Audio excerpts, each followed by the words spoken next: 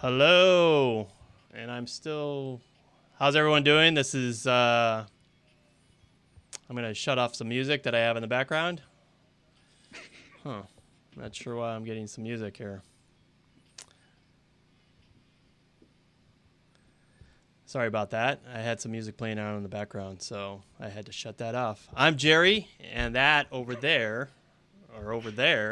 Other side. is There you Jake. go. I know I practiced it and it still didn't do it right. Is Jake. Hello. And this is Tech for Creators, and it's a new live stream that we are putting together to talk about technology for creators, for solo creators and people out there trying to put together content for social media, YouTube, and those kind of things. So welcome, Jake. Thank you so much for doing this. I appreciate you joining me and helping me out with this. So, Of course. Thank you for having me. No problem. How's your Sunday so far? Good? It's been great. I went for a walk this morning. Got some cold brew in my fridge that I've had for a while. So it's been good. Nice, serene morning. Good. I've had 2 cups of coffee, so I'm a little jacked up putting putting the show together. So, and maybe later we'll talk a little bit about Dune, since you watched that this week.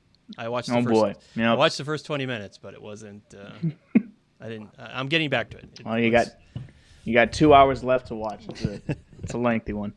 There you go. So what are we doing here? You probably wonder what this show's about. As I said, it's Tech for Creators. Basically, we're talking about hardware, software, and platforms. And it's for people that this isn't really for agencies or production companies. The hardware and the software and things of that nature that we'll talk about are really almost consumer level, maybe above consumer level in terms of the uses for it. But these are the tools that can help you, just basically create your own content and also kind of create your own life, kind of provide you with a little bit of an independent opportunity to go out and either build a brand or just kind of communicate and build a community. So, it can be anything from cameras, laptops, lights, drones, editing software, streaming, like we're doing here. And then we'll talk a little bit about platforms, social media, podcasting. So that's kind of the beat that we're on and what we'll be talking about. And although we'll be talking a lot about equipment and like all sorts of high-end, relatively expensive items, I really don't want this to be like about consuming or feeling like you have to go out and buy this stuff. It's really for inspiration. It's really for understanding the trends and thinking about the tools that are available. It's just a remarkable time for me. I look at the stuff, some of the stuff we're going to cover today kind of blows me away, like how good it is and how powerful it is. So I don't know if you have anything to say about that, Jake. It's never been easier to be a creator.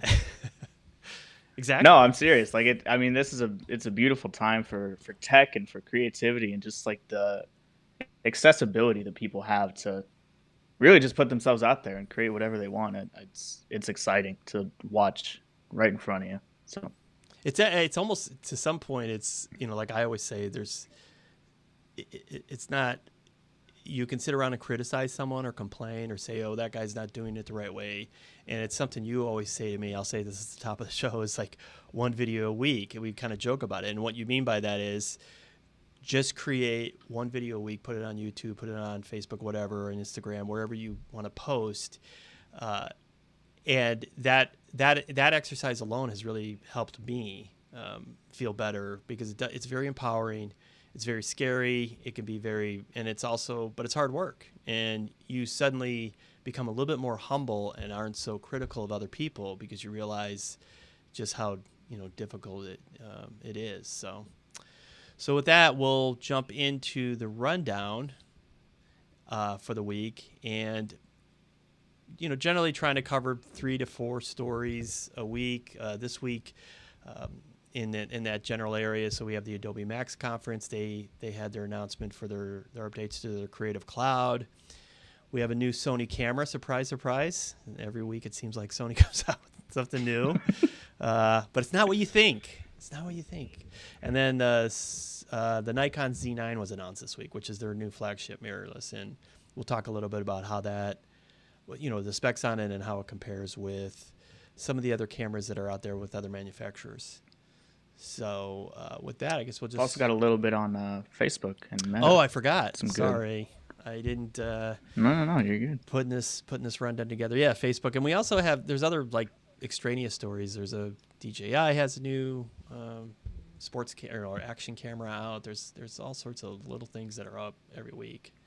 But let's just jump into Adobe Max. So, have you ever been to Max, Jake, in person? No, I haven't. I've never really followed it until this year, because I used to just open Premiere and updates would come when they came, and I would never pay attention to them. But this is the first year that I'm like, oh, maybe I should pay attention to the software that I'm using. Yeah, I mean, this is one of two conferences that I've always wanted to go to. This and NAB, because I think they're cool conferences. I think there's just interesting people that probably go to them. They obviously used to be in person. The last couple of years have been virtual, and they've been free the last couple of years. Usually it's pretty expensive, and they put it all online. So it's cool, but they do some interesting interviews with a lot of creatives, but this is also their opportunity to let everybody know what the updates, kind of the yearly updates to the Creative Cloud products are. And so this is a quick breakdown. These are just four. I just picked four of the kind of the flagship apps that they have. They obviously have lots of other ones. They have an XD product for user interface and some others. But of the four big ones, this was, and we were talking pre-show, I kind of feel like Intel used to do, every year they would come out with an update to their chips, and they used to call it TikTok, not the social media platform, but it was just a way to distinguish between major updates and minor updates. And so every 2 years they had a major update to the processor and the CPU, and then the talk year, I think, was the less. It was more energy efficiency and that kind of thing. And I kind of feel like this year for Creative Cloud, it's a little bit more, it's not feature rich. It's much more just some small improvements. And I'm assuming they did a lot of work that they don't really talk about on stability and speed of the apps themselves. So for Photoshop, it got these neural filters and some sharing on Chrome. Have you used those neural filters at all? You use them at all? Have you checked them out? I've checked them out. I've tried them. The colorized one I've used, that works pretty well, actually. And then they have an upscaling one, which I've also tried, and it worked pretty well. So a lot of them, though. Go ahead. Sorry. I was just gonna say, a lot of them though were cloud based, so you had to run the filter, and it would go through the network and then come back, send you a result through that. And I think that was one of the big updates this year too, was making some of them locally running instead of through a server. Oh, interesting. I didn't even know that. Yeah, they've had them. I think neural filters were introduced last year, and then they added some new ones this year. Honestly, it seemed like the biggest update was you can change the seasons. So depending on the photo, it depends on how well it works. Some of them look really bad, but then some of them I've seen some examples on YouTube where people have done some mountains, and it's kind of amazing. It's like, wow, it goes from winter to spring. And so it's interesting technology. I think that it's something that other software, Affinity and some other ones, that they have the sky replace and those kind of things. And so that's part of it. They also have this Chrome version, which we'll probably talk a little bit more about platforms in a bit. But it's not really a full-fledged version of Photoshop. It seems more for sharing with a client, and then you have some simple tools that you can update. And then Illustrator got 3D rendering, some new ones, and I don't use Illustrator. I have this fantasy that I want to draw and start to paint someday, and so I always try to get into Illustrator and use it. But I did try this new 3D rendering, and it's very cool. It's fairly intuitive, and it's fast. So I thought it was kind of a cool thing. Do you use Illustrator at all? No, I'm the same as you. I've dabbled in it every now and then, and I tell myself that, oh, I'll get into it this week, and then it's Yeah. just it feels similar to, it's like After Effects Premiere. It feels similar to Photoshop, but it's like in a way different. Like it's familiar enough, but not familiar enough for me to learn. So no, I don't. Yeah, I mean it's so different, and that's kind of this update where it's sharing with Photoshop, because it is until you really can kind of, and it took me a long time to get it in my head between a pixel-based program and a vector-based program, and they're so different. And I think you almost have to sort of understand it a little bit when you're allowing. They kind of do this with an app they have on the iPad called Fresco, that has various layers. One that's a pixel and one's vector, and they can be friends in the same layer stack, but because they do such different things, you really can't merge them. But it appears that Illustrator now you can bring over an object that's a vector-based object, and then it will you'll have properties that are available. I think you were able to do this before, but it had to come over as like a smart object that was contained, and then you had to go back to Illustrator to change the color, for example. Now they've brought over some ability to update the vector images in Photoshop directly, which, I think that's kind of cool for logos and things like that, is the thing I think about. And then Premiere. The big one for me was the Simplified Sequences. I actually used it this week to try it. You and I were talking before. Sounds like you're a little leery of it just because it might try to take too much of your timeline away. Yeah, I haven't used it, but by what I've seen, I have a very specific like organization on my timeline in terms of like what layers do what and stuff like that. So even if I have like one thing on, or like just a few clips on one layer, like it's important to me that it's separate from the other layers. And by what I saw, it condenses them down if there's space to just put them on a single layer. So I don't really know what the point of it is. Maybe I'm just not understanding like the use cases for it. Well, what I used it for was, you and I shoot multi-camera, and we record audio so that we can sync it with external audio. And so for me, I build those sequences, the timeline, and I always have these layers of audio from the camera they're only there really for reference to synchronize with the external, and then I mute them and don't use them, and they take up space. They're kind of annoying because I have to always scroll to get to the external audio, which is the actual audio I'm using. And so I use the Simplify sequence for that, and when you create it, it creates a whole new sequence, and when you activate the button or the menu item, it gives you a choice of what you can eliminate. And so one of the things was get rid of muted audio, and so that's one I picked. And you can get rid of inactive clips and things like that. So it's got maybe 10 or 15 choices, I think, of things that you can eliminate. And then it does, like you said, it does squeeze it down. But for screen real estate purposes alone, that's what I kind of liked about it. It kind of brought a bunch of, because I'm a little bit unorganized where I throw all this stuff on a timeline, and sometimes you're scrolling up and scrolling down to get to a particular asset on the timeline. So I thought it was okay. I mean, I don't think this is a major. I mean, this is like their big thing, one of their bigger things that they announced, and I'm like, okay, it's cool. Yeah. Maybe I just don't understand, again, like the use case for it.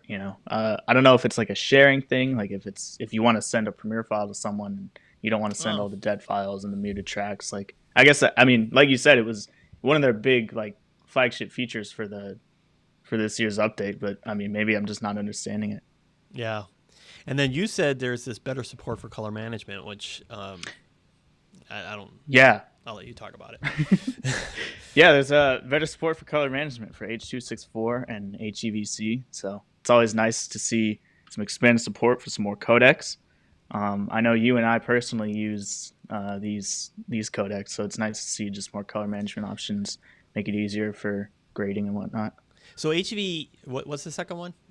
HVEC? HEVC. HEVC. Is that the one Apple? Is that what you record on an iPhone? When you record, do you know, or what camera? No, that's HEIC. Oh, okay. So what? Do you know what camera Yeah. uses? I don't even know what that format is really. We use it. We use it. We It's do off the Canon it's an MP4. C70s. Oh, okay, Yep. got it. Yep. Just different compression ratios and whatnot. I really need to learn more about these. Yeah, codecs. I mean, it's cool. Yeah, I mean, yeah, codecs are it's a whole different world. Well, I mean, and that I would say this one thing, knowing this because I've self-educated on video. Believe me, in 10 years, it's amazing what they've done in order to that a program like Premiere can just take whatever you give it. Because I don't think that was always the case. I still use proxies. I do convert to ProRes, but you had to convert. You used to have to transcode stuff before you could even. It was almost as if the programs couldn't even recognize it. So, and so that is something that's pretty nice and convenient that you can just throw anything in these programs and they're able to recognize it. And then After Effects got some sort of faster rendering. It was like a updated frame rendering or something like that. So it's I'm just assuming it would improve the speed of exporting those files, which is always a good thing. But there was no announcement for support for the M1 Max, which I know you and I are, we're a little disappointed by. I don't have an M1 Max, but I want. I've got two. I've got one here at home that I'm working on, and then one at the office. So it sucks because a lot of what I do in editing is graphics work. So even though it's in Premiere, it's based on After Effects infrastructure. So it's kind of annoying when all of your video files, and that was the other thing with Premiere too, improved playback for 10-bit HEVC, which is exactly what we use. But it's kind of annoying when the playback for the actual video files is flawless. Like, it works totally fine. But anytime we throw graphics in there that are based on After Effects infrastructure, it's chugging along because it's got to go through Rosetta. Yeah. Well, that's true too. So I guess you're right. Maybe and I don't know enough about this, and maybe if somebody's watching this on the restream, they can comment. I think that there's a particular structure that that Apple uses, this metal that they really want you to write to, and so either it's taking longer, or maybe Adobe's decided that After Effects is too much of a program to try to write to metal, because obviously they want to keep these things cross-platform, and I'm assuming that costs a lot more engineering time to grind it down. And I just don't know. I know After Effects is a flagship app for them, but maybe it's people are just using it on Windows, or I don't know. So I assume it may come. I mean, they've got Premiere's supported, so I don't know why they wouldn't eventually get After Effects. Maybe it's just taking longer to do it. So then the other thing I found interesting, and this is just something you and I were talking about earlier in the week, is when they were announcing these, they talked about, for example, this new Chrome version of Photoshop and Illustrator, and as we said earlier, it's kind of like this light, and it's really more for sharing than it is for, I think they're trying to say. But what made me start thinking about it is that Chrome is not only just a browser, right, but it's also an operating system, and it's huge in like primary education, and even, I guess, assume in high school, that these Chromebooks are out there. And for young people who want to be creators, you don't have access to the Adobe products on a Chromebook. They're not powered enough for it.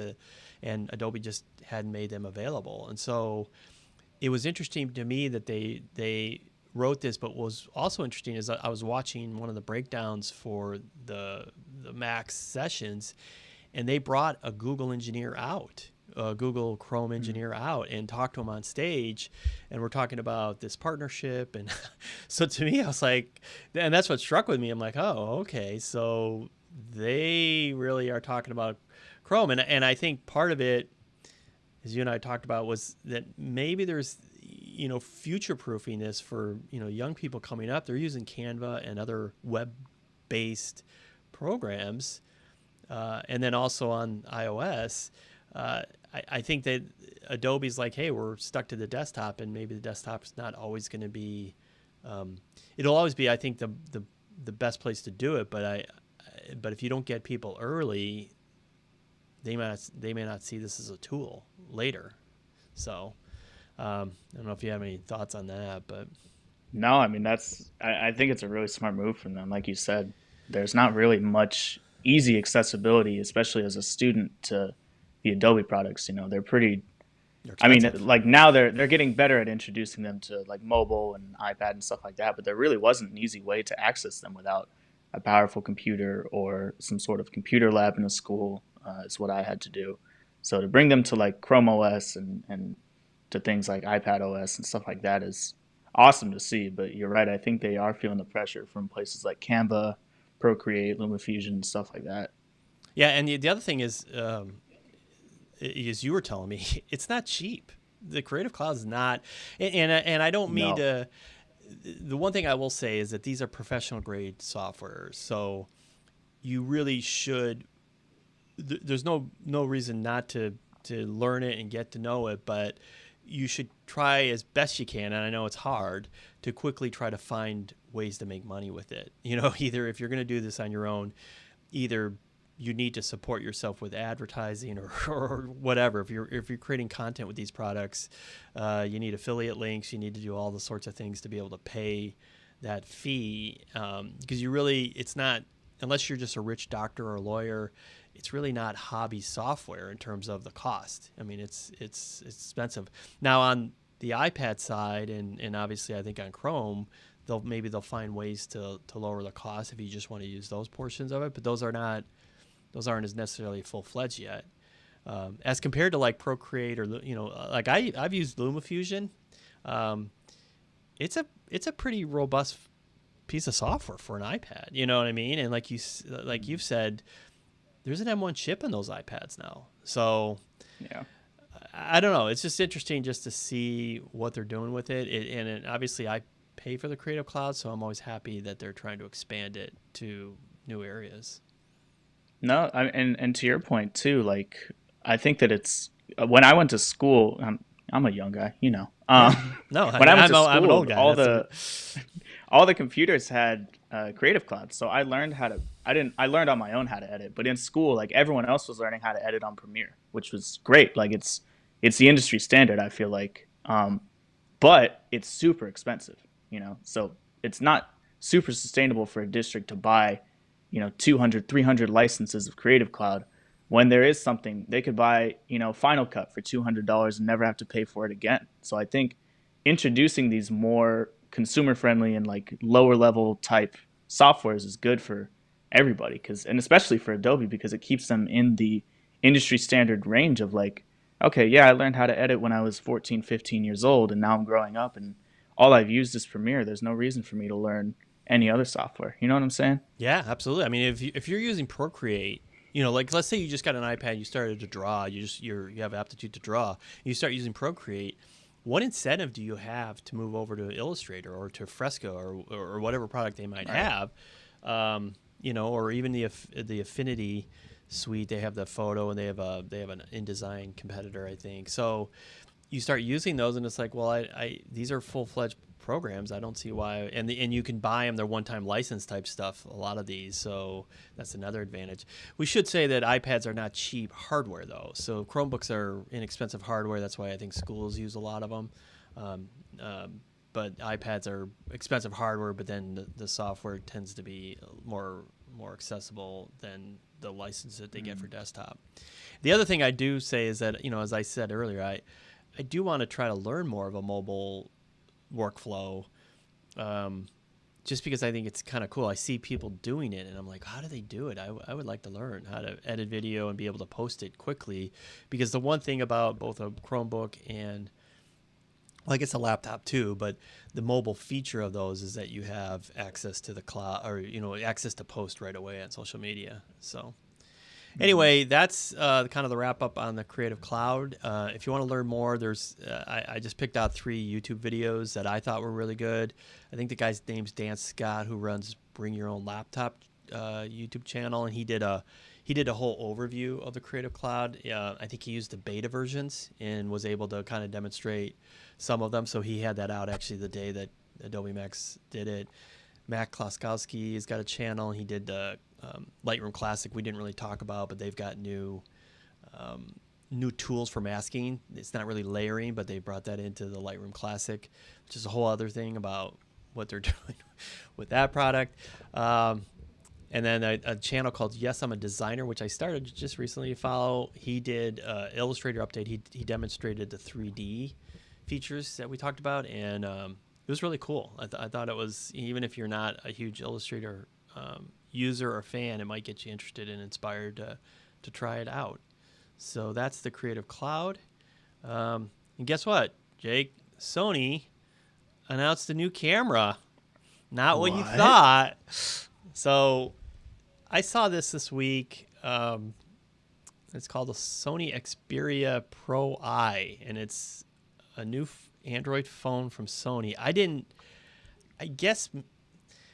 really realize Sony made phones. I don't know if you. I'm assuming they're such a huge company. Of course they would, but I never really think about them as a phone company. But this thing it's interesting how they positioned it in the market. As we were just talking about mobile, they've really made this the Pro I. I guess the I part stands for imaging, and it's really almost a camera first. That's why I kind of joked that they announced a new camera. It's got the same sensor that is in their point and shoot RX100.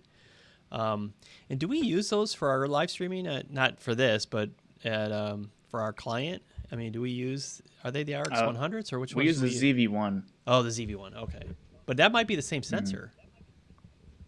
I'd have to check, actually. I don't know, but anyway, yeah. So but it's a pretty, I mean, what I'm saying is that this is powerful hardware they put in this thing. Yeah. And so having that large sensor for a phone, it's not like a full frame sensor, but it does give you, really good low light performance, and they're calling it beautiful bokeh. They also put in an image processor that's in the Sony, the A9, like their flagship cameras. So the one thing you have to give Sony credit for is they always build in, they put a lot of technology in their products. It's almost like opposite of Canon. They always stack them with a bunch of stuff. But it's got the three rear-facing cameras and the one front-facing camera. I think it's got a Leica lens. That's that blue logo on there. And it's $1,800. So, which I put on there compares to the RX100, which sells for $1,300. So it actually is more expensive than that. But it's got 5G built in, obviously. And so I don't, I guess the big question for me is when I saw this and I think about this is, who is this camera for, and are you going to buy one, Jake? Are you going to buy it? I'm not, and I'm in the same exact boat as you. I really don't know who this is for. I feel like a photography enthusiast isn't going to buy this because they have their own dedicated camera, probably a Sony or a Canon or something like that. But if they're trying to bring pro photography to smartphones, I also don't know who's looking for that. I don't know if there is a market for that. I don't know if you do. I see this as where I see it is. First of all, it's great to have great cameras in our phones. Like the iPhone's phenomenal, and it's a great point and shoot for events or if you're walking around or even if you're traveling. But I don't really like if I'm going to go and do something dedicated, I'll bring a camera for that, and that's why I want to learn the mobile, iPad editing kind of thing. But I kind of feel like this would be great for a photojournalist or for journalists in general now, who are, they're handed a piece of equipment and sent out in the field, and they need to report on, local fire or their, whatever the local news might be or sports, where you can't. Some of these organizations are really trying to cut their costs, and so they can't really afford to provide high-end cameras and the training necessary, and then also the connectivity. So just give them this and send them out, and they can do an interview with the local high school coach or whatever and upload it. So I think for photojournalism, it would be really good. It's also probably really good for social media. If you're heavy, if you are the social media person for your company, and you need to go out and immediately, get images from the golf tournament or get images from the opening of a new store or whatever it might be, this would probably be a really good product for you, because you're going to get very good images and you're going to be able to upload them quickly. And, normally those kind of things don't require a ton of editing. You're using, apps on the phone to edit stuff and upload it. So I don't know. I mean, it's an expensive phone though for that. That's what I was gonna say. Is $1,800 worth that? Because you can do that with $1,000 iPhone. You can do that with a $600 or $800 Android phone. Yeah. No, I mean, that's a good point. But I mean, I guess if you want to get the best, I guess if it's low light is the thing, or I don't know. It's interesting. It's there. So It's definitely there. They definitely did release a phone. It will be delivered. It will be shipped in December, and it's using I don't know, the Snapdragon 888 5G I'm assuming that's the highest end processor for Android phones now. So I'm sure it's quick. It's got the 120 frame screen refresh. So a lot of these phones, they all kind of merge together, and so I'm assuming it probably has a variable screen refresh to save on battery. But Sony always pushes it. So I like the idea that they do these things, because in some ways it runs static for the rest of the industry for components, because I think Sony not only makes stuff obviously for themselves, but they make it for other people. And so as you get a second or a third generation of this, these things start to drop in price. So that maybe the 1-inch sensor will now be available for other Android phones, or potentially an iPhone in the future, or something like that. So I always kind of see these things. I always feel like someone once said that the DJI drone is only possible because of the iPhone. And the reason they say that is because the iPhone was made in such mass quantities that those sensors came way down in price. And so they were able to put those sensors into drones and make the price reasonable. So that's something to think about. So I'm always happy when Sony basically, they do it a lot even with their other phone or with their other cameras, push, and they also push the competitors. So maybe the iPhone will get some additional stuff because of this. I don't know.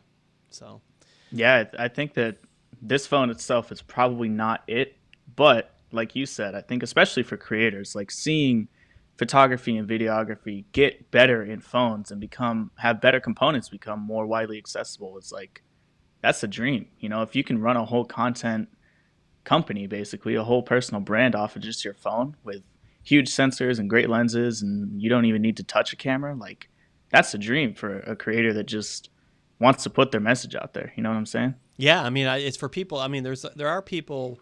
I always notice this even from still photography. I always notice that there are people who are really super technically literate, and then there are some people who are super creative and have a visual eye and a great sense, to be able to work with people and models and that kind of thing.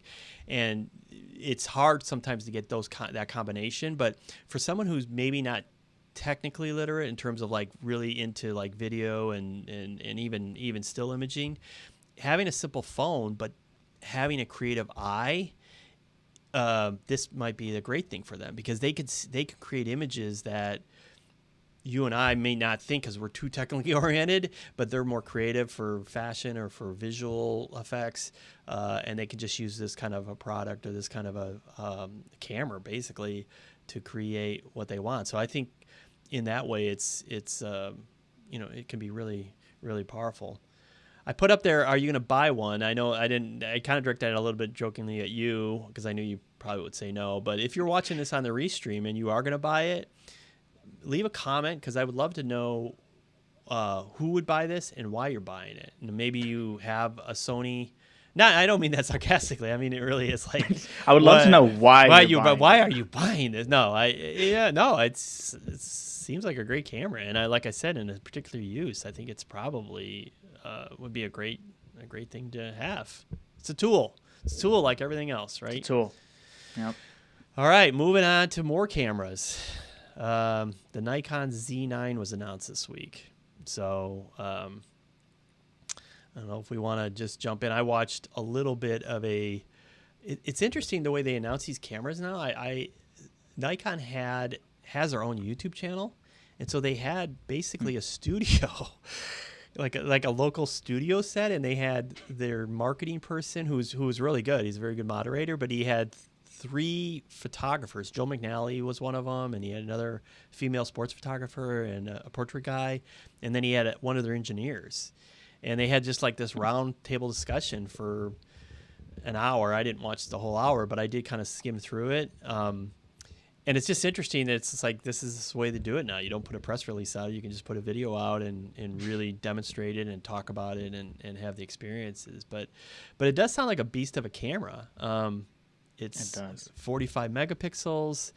It's got 8K 30 and 4K 120 and with 10-bit internal recording. And then the thing that I noticed, because they were talking to the photographers, was these frame rates. And so this is really, I think, geared towards photojournalists and sports photographers, because it has these incredibly high frame rates and they claim there's just no buffering when you shoot RAW. You can shoot at 20 frames a second, and you can just shoot 20 frames per second for as long as your card will hold out, I guess. You're not going to be limited by a buffer. And then they have this 120 frame per second, like RAW 11 megapixels. So I don't, it was interesting. They had the engineer in this YouTube video I watched, and he's like, "This is not video. This is still images." And I'm like, that's video. That's raw. That's basically raw video is what it is. You're going to be able to, you're going to have to stitch them together. But I'm like, if it's 120 frames a second, you could probably have a guy shooting a basketball or a baseball player swinging a bat, and you could take all those images and create a really cool slow motion, raw based video. So anyway, they did announce a new high efficiency RAW format, and in the video I saw they demonstrated their new autofocus, which seems insane. It was they showed it with the guy he had some birds, and it was really cool. It really grabs on the eyes, and it tracks it by the object's moving towards you and away from you. So I don't know. Have you ever shot Nikon? Yeah. I've never. I know a few people that have, not me personally, but the thing that caught me off guard about this camera was the video. I know that this is a huge thing for like Canon, is focusing on like the 8K video, and like some small form factor like that has always been super exciting. For Nikon, they've never really been into video, So seeing these specs, and I could be wrong. I think I read somewhere that there will be a firmware update that gives you raw 8K 60p at 12-bit, which is insane for a camera that size, but especially for Nikon. Yeah. Internally, yeah. I don't know how they get which is insane. Heat. Yeah. I don't know, but it's super interesting to me. I don't know if this is like something that Nikon, like if this is a direction that they want to go in, is good video, but by what I'm reading here, we'll have to see how it performs, but it's totally something they're capable of, if it performs well. Yeah, I think the interesting thing for me is they just started producing mirrorless cameras 2 years ago. I don't know if you remember, but there was like a lot of worry that they weren't going to be, because Nikon, unlike Sony and Canon, is a much smaller company. I don't think they have medical divisions and other divisions that support, like Canon has a printing division, and so they're much bigger companies that can sustain research and development and those types of things. Nikon's a smaller company that's historically just been film, like film camera. It comes out of this great legacy of photojournalism and film, and So I was a little worried about them. I don't shoot them. I've never really owned a Nikon, but I've always kind of loved the brand, sort of like Leica or even Kodak. It's like this legacy stuff from, that legendary people used. So they just started the is it the Z6, the Z5 and Z6, and then they have the Z7, and now this is the Z9. So those are only a couple of years old as far as I know. So they just got going with the mirrorless. So this is pretty impressive that the other thing about this is there's no physical shutter in it. So even on the mirrorless now, you do have this mechanical shutter typically, but this does not. And so it's a full, you can put it in silent mode and fire away. There's no physical shutter that needs it. They do have something that protects the sensor when you switch lenses, but it's not really a shutter. So it's kind of cool. I mean, and so for this, I decided to just kind of, now this comparison might cause people to be mad at me because I didn't really know what to compare it to, because it's a little bit of a hybrid. I mean, it's a sports photojournalist, but it also has all this video built into it. And so I did compare it to like the Sony A9, which from this comparison, it feels like Sony puts a lot more of their video features in the A7 series. So the A7, S for sure, right? That's their low light one. The A9, I didn't realize. I mean, we were joking before the show. It only has 4K, and so, which still kind of blows me away. But, obviously comparing it with these other quote unquote flagship cameras, it's, it doesn't have the 8K capability, I suppose, or the 6K that the R3 does. But it's also the least expensive of them. So, and I think Sony shooters would tell you, if you want video, look to the A7 series for whatever you want, because those are really very capable cameras. So, I don't know. I'm just, and then the other thing, I just saw a rumor this week that I'm a Canon guy, so maybe I'm a little defensive, but Canon's talking about the R1 coming out in fourth quarter of 2022, and God knows what that's going to be. But I have the R5, which is a $3,500 camera. The R3 is a $6,000 camera. The R1, they're talking about a $10,000 camera.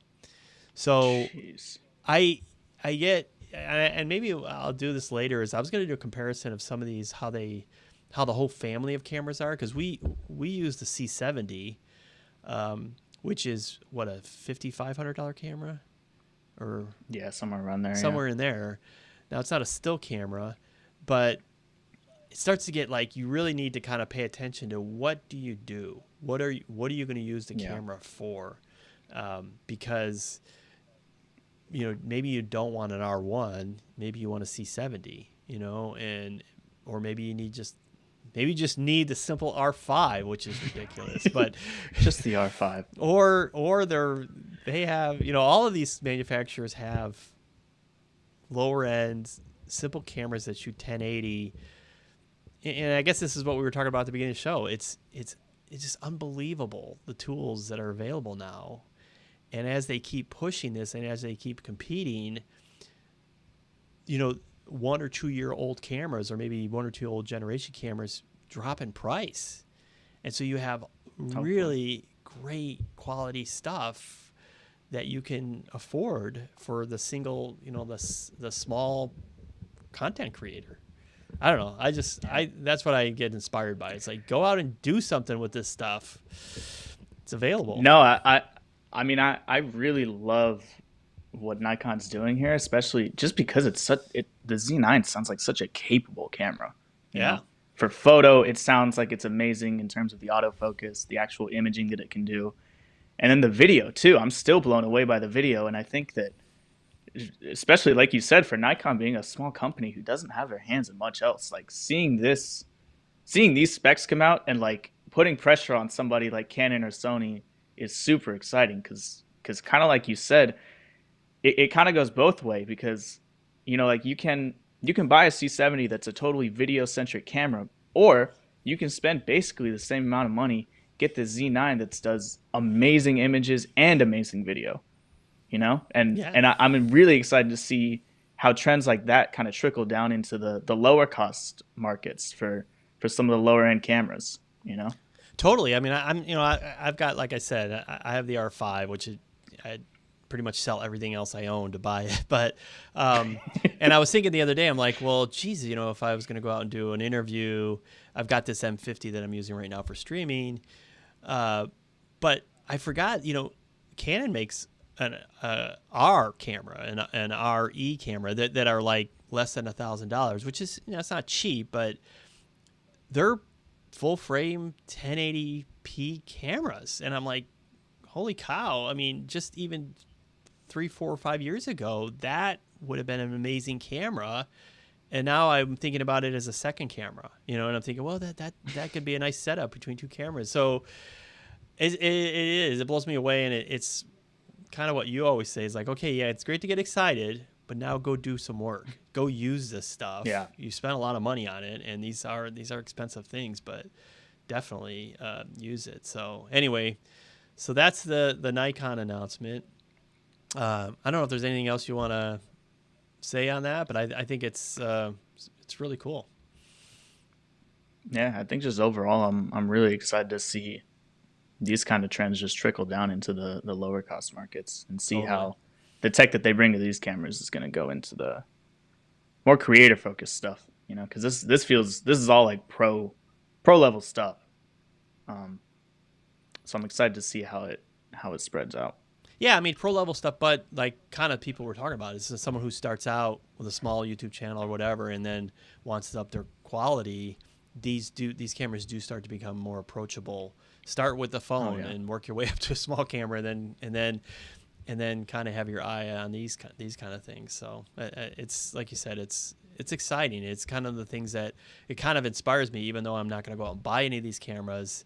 It makes me feel like, there's all this capability. Go do something. Mm-hmm. And now we're going to jump to a story that I know you're dying to talk about because it's your favorite. Boy. Your favorite. My favorite person. Human. My favorite. Don't know if I can even call him a person. But Facebook this week changed the holding company name of the company. So I think Facebook was the holding. I don't know. It's a corporate thing. So now the holding company that holds Facebook, Instagram, WhatsApp. What else do they own? Oh, Oculus.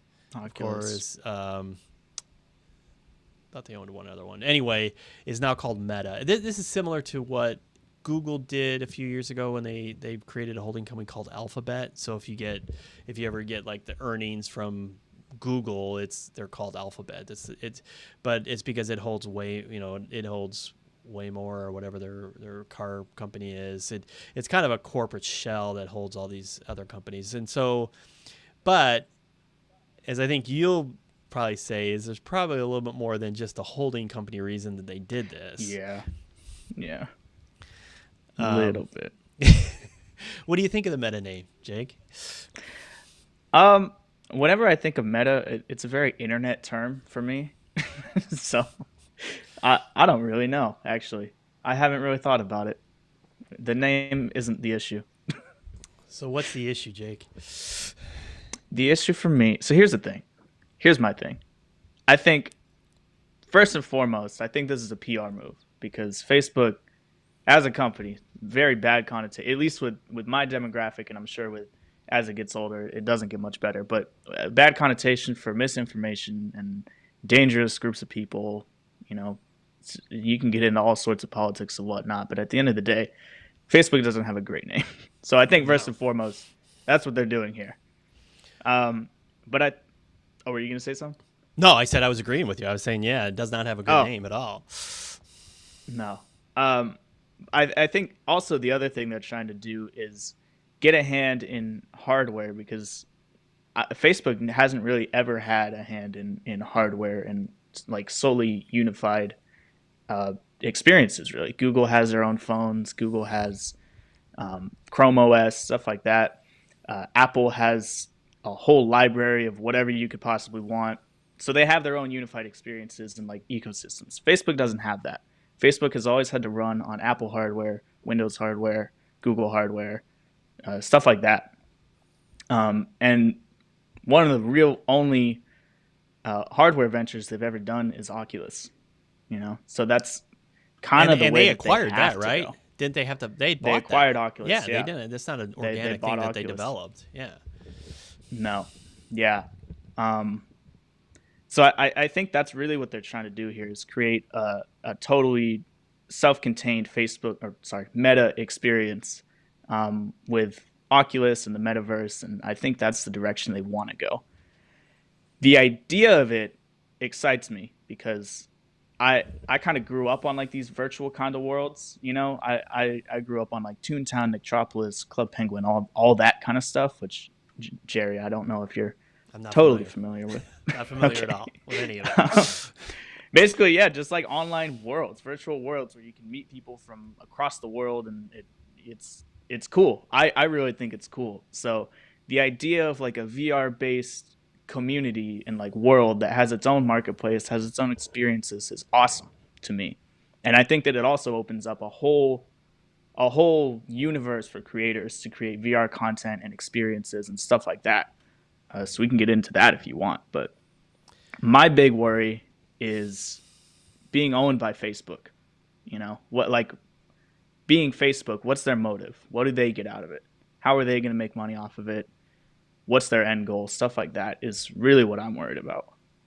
I agree with you. So a couple things. First of all, I totally agree with you. I don't, because of the generational difference between us, I don't have this experience with, first of all, even understanding it or understanding like the appeal of it. It's harder for me. I've tried some of the very rudimentary VR stuff. I'm not a gamer, so that's another disadvantage I have, which I think this technology is more forefront in gaming right now. So I don't necessarily see the huge excitement around it, but I do feel like that for gaming and for other entertainment experiences, that virtual reality absolutely has a place in the future. It's here to stay, and it'll only get better. As we were talking about before, I think AR is something that's more interesting to me. Wearables, these glasses that actually Facebook has some glasses with Ray-Ban now already that they kind of creepy that they have. But I see as Apple and some other companies get into that, AR, augmented reality, the ability to overlay information, whether it's in your car or just for social events, those types of things could be very cool for health. I just feel like I'm not a fan of Zuckerberg for all the things you just said, and not to get political, but I was just watching Jon Stewart has a new show on Apple Plus, which it's okay, but he had an interview section the other night with some people from around the world from different places, democracies, and he had this woman journalist from the Philippines on. And she basically said that Facebook, Duarte, I think is the president of the Philippines, and he's really kind of leaning more as a dictator. And she said that Facebook had a huge impact on bringing him to power. And she was almost like begging the United States to try to put some guardrails on social media, because she said as these kind of authoritarian figures get into power in these, all these countries around the world, they use that to kind of, overtake the institutions of democracy. So hearing that kind of like shook me a little bit. Like, you always hear this stuff about Facebook, and I know, what you said, not to get political, but I do feel like they haven't really taken their responsibility as seriously as they should.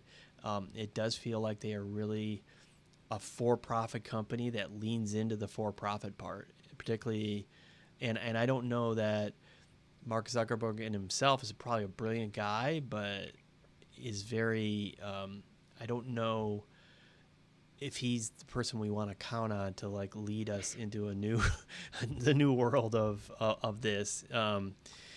So anyway, I totally agree with you. I think this is kind of a PR move. I think it's also, and I'll just say this and I'll shut up, let you talk, is that I feel like this is also Microsoft in 2006 or 7, where they were trying to dictate to you what the future was going to be like. They were a big monopoly with big control over corporations and the Windows operating system. And they were like, hey, Windows on your phone is going to be the greatest thing.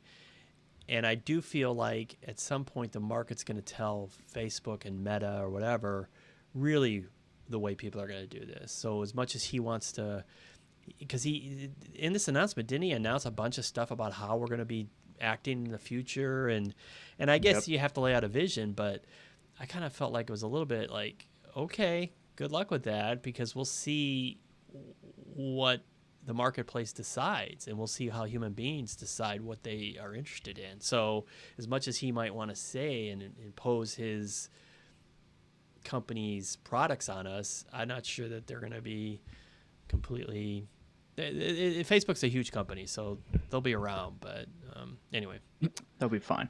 Yeah. No, I'm kind of in the same boat. I mean, I don't want to, be 30 years down the line and giving my friends Zuckerberg dollars for their NFTs or whatever's going to happen. I don't even know. But I do hope that this isn't something that they just try for a few years and then get rid of because it fails. I hope that they're persistent in trying this and really trying to push it, because then some other company that's a little more responsible in their values and a little more understanding of the modern, what people want, like you said, letting the market decide. Some other company can come along and basically copy the formula and do it better. That's really what I'm hoping for, because like I said, I really do love this idea of a virtual world where, you can have virtual experiences and sell, virtual things in a marketplace, concerts, NFT, whatever's out there. I don't even know what the future is supposed to look like, but I am very afraid of that future and having an entire world controlled by Facebook and Mark Zuckerberg. I really do hope that some other company can come in, copy the formula, and be more morally conscious about it. I'm really optimistic, because I think that over and over again you see companies get not arrogant, but they get to this point where they think they're going to tell people, and I'm like, not so fast. We'll see. We'll see how it works. But I agree with you, is that him pushing this does, I think, give venture capitalists and people who could support small companies, if it's not so hard of a pitch now, if you're an engineer who really can talk about virtual reality, to go in and talk to someone, an investor, and say, hey, look, I got this idea. And them to say, well, what's virtual reality? Why that's not the, and it's like, no, look, Facebook is putting a marker down for you and saying, we're open for competition now, is basically, and I really fully expect that there'll be competition. And like you said, I hope it's, interesting. It's just so hard for me to wrap around. It was hard for me to wrap around the iPhone, 20 years ago, that an iPhone would come along and you'd have this internet and it would have Uber and all these things that have come up in the last 10 years. It's hard for me to understand where VR goes. If it's, do I go to a club and put this on and we're all, what I mean? And I know that's a silly, because I'm trying to conform to existing stuff. It probably will be something totally different, but we'll see. You did have a little joke you wanted to tell about Zuck? Oh, I did, yeah. During the conference that they held, or the presentation that they had, so in the background there's a bike, and it's made by an Arizona-based bike creator, State Bike Co. And first of all, that's cool. It's nice. I mean, they're an awesome company. Cool. They do a lot of cool stuff, and it's cool to see someone like Mark Zuckerberg supporting them.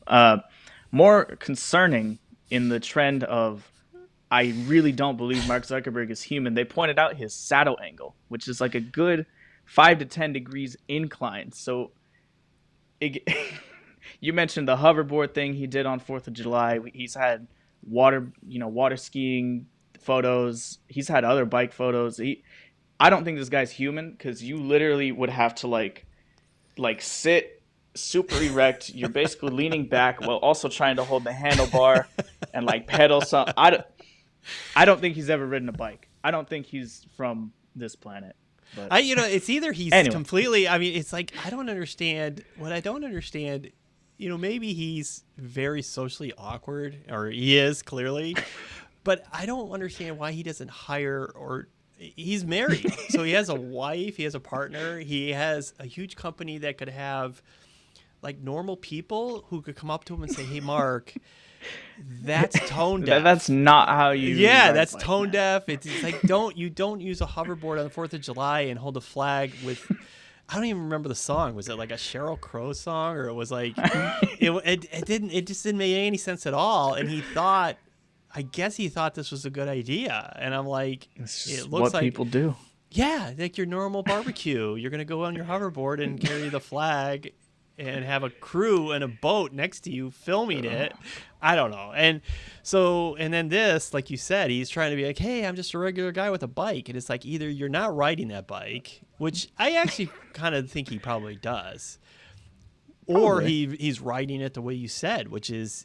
And maybe he rides it that way because he read it in some sort of, high-end physics manual that says this is the way your back is properly aligned, or I don't know. He's clearly a brilliant guy. I just think I just struggle with his value system, and maybe it's I'm being too hard on him, but I feel like he should be more responsible. He's got a lot of power now. Yeah, I mean, I wouldn't want the future to be run by somebody who has this saddle angle. That's concerning to me. That's incredibly concerning to me. What you're not understanding, Jake, is that's a virtual reality bike. It doesn't really even exist in reality. If I buy a bike in the metaverse and the saddle's like this, I'm out. We have to have competition. There's got to be a better way. So there you have it. We did it. We're at like an hour and 3 minutes. So hopefully we covered it all. If you're catching this on the restream and you like what we did here, I would personally appreciate a thumbs up. You could subscribe if you want. That would be awesome.